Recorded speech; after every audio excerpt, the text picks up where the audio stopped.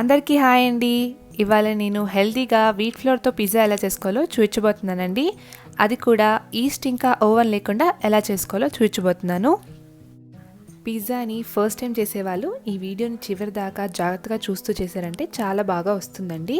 అలాగే నా ఛానల్లో నేను మైదా పిండితో కూడా పిజ్జాని చేశానండి. ఆ వీడియో మీరు చూడలేదంటే ఇక్కడ నేను ఐకార్డ్లో లేదా డిస్క్రిప్షన్ బాక్స్లో యాడ్ చేస్తాను, మీరు తప్పకుండా వెళ్ళి చూడండి.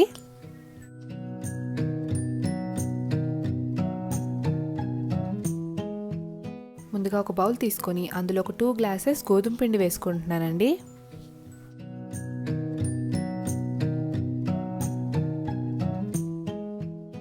టేస్ట్కి సరిపడే ఉప్పు కూడా వేసేసుకుంటున్నాను.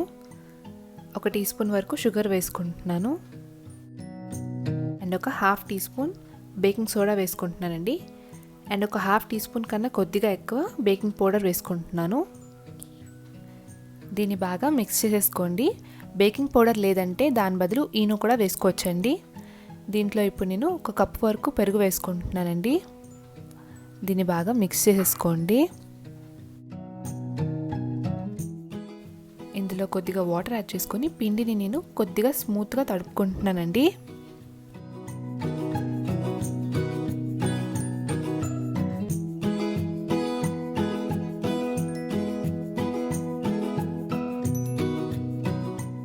పిండిని మొత్తం ఒక ప్లేట్లోకి తీసుకున్నానండి. ఈ వీడియో చూసిన విధంగా ఒక 5 మినిట్స్ వరకు నీట్ చేసుకోండి.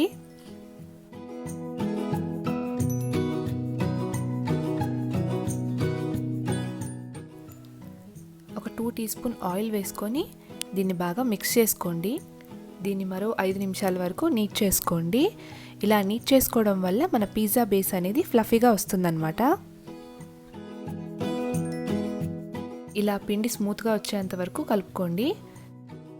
తర్వాత దీనికి మూత పెట్టేసి ఒక 15 నిమిషాల వరకు పక్కకు పెట్టేసుకోండి. 15 మినిట్స్ తర్వాత మూత తెరుచుకొని చేతికి కొద్దిగా ఆయిల్ అప్లై చేసుకొని ఈ వీడియో చూసిన విధంగా మరో 2 నిమిషాల వరకు మిక్స్ చేసుకోండి. నేను మిక్స్ చేసిన తర్వాత ఒక 2 పార్ట్స్గా డివైడ్ చేసుకున్నాను. నేను ఇక్కడ పిజ్జా చేయడానికి ఒక ప్యాన్ తీసుకున్నానండి. ఆ ప్యాన్లో కొద్దిగా బటర్ యాడ్ చేసుకొని దాన్ని స్ప్రెడ్ చేసుకోండి. నేను ఇక్కడ రూమ్ టెంపరేచర్లో ఉండే బటర్ తీసుకున్నాను. దీన్ని మొత్తం స్ప్రెడ్ చేసుకోండి. బటర్ మొత్తం స్ప్రెడ్ చేసిన తర్వాత మన పిండి ముద్దను తీసుకొని ఈ వీడియోలో చూసిన విధంగా వేళ్ళతో ఇలా స్ప్రెడ్ చేసుకోండి.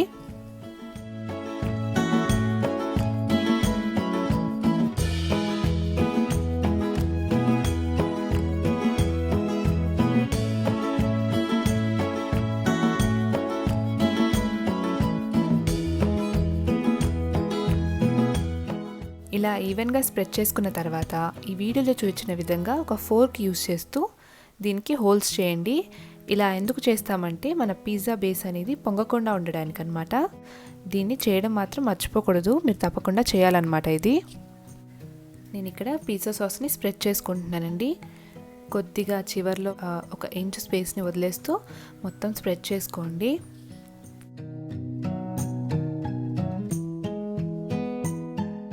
ఇలా స్ప్రెడ్ చేసుకోవాలన్నమాట. ఇప్పుడు నేను ఇక్కడ గ్రేట్ చేసి పెట్టుకున్న చీజ్ని తీసుకున్నానండి. ఈ వీడియోలో చూసిన విధంగా స్ప్రెడ్ చేసుకోండి.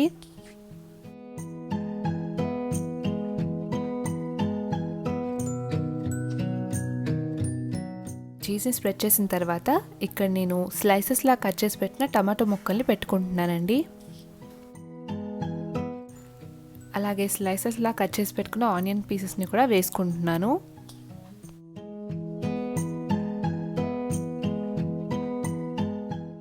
ఇక్కడ నేను పన్నీర్ని ఇలా చిన్నగా క్యూబ్స్లా కట్ చేసి పెట్టుకున్నానండి.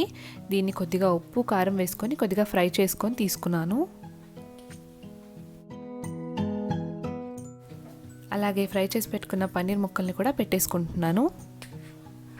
మీ దగ్గర క్యాప్సికమ్ కానీ ఆలివ్ కానీ మష్రూమ్ అలాంటివి ఏదైనా ఉంటే కూడా పెట్టుకోవచ్చండి. దీని మీద కొద్దిగా చిల్లీ ఫ్లేక్స్ని వేసుకుంటున్నాను. ఇంకొంచెం చీజ్ని కూడా నేను ఇక్కడ పైనుంచి స్ప్రెడ్ చేసుకుంటున్నాను.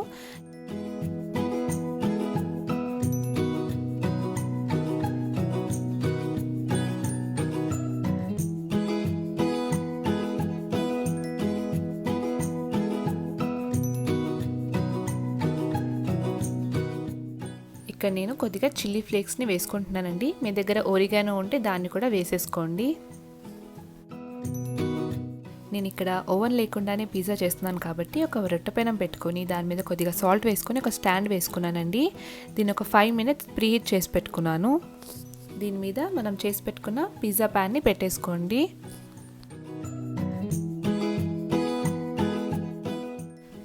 ఇప్పుడు దీనికి మూత పెట్టేసి లో ఫ్లేమ్లో ఒక 15 minutes వరకు కుక్ చేసుకోండి.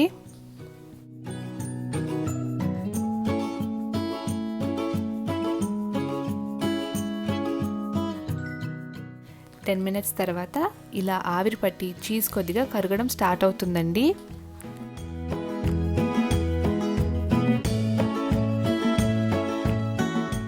ఫిఫ్టీన్ మినిట్స్ తర్వాత స్టవ్ ఆఫ్ చేసేసుకొని మూత తెచ్చుకోండి. చూసారా పిజ్జా అనేది ఎంత బాగా రెడీ అయిపోయిందో. చూడండి చీజ్ కూడా బాగా మెల్ట్ అయిపోయింది అనమాట. కానీ నేను ఇక్కడ చిన్న టిప్ చెప్పబోతున్నానండి. దీన్ని నేను ఒక 2 minutes లో ఫ్లేమ్లో డైరెక్ట్ స్టవ్ మీద పెట్టుకుంటున్నాను. ఎందుకు పెట్టుకుంటున్నానంటే మన బేస్ అనేది క్రిస్పీగా ఉండడానికి ఇలా పెట్టుకుంటున్నానండి. ఒక 2 minutes తర్వాత మూత తెరుచుకొని ఈ వీడియోలో చూపించిన విధంగా ఒక ఫోర్క్ గుచ్చుకొని చూసుకోండి. మన పిజ్జా బేక్ అయిందో లేదో తెలుస్తుందన్నమాట.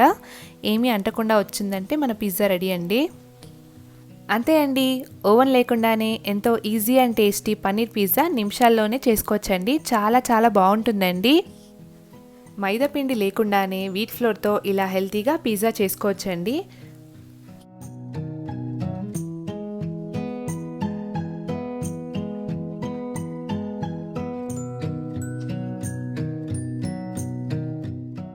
చూడండి బ్రెడ్ కింద కూడా చూపిస్తున్నాను. చూసారా ఎంత మంచిగా బేక్ అయిందో కదా.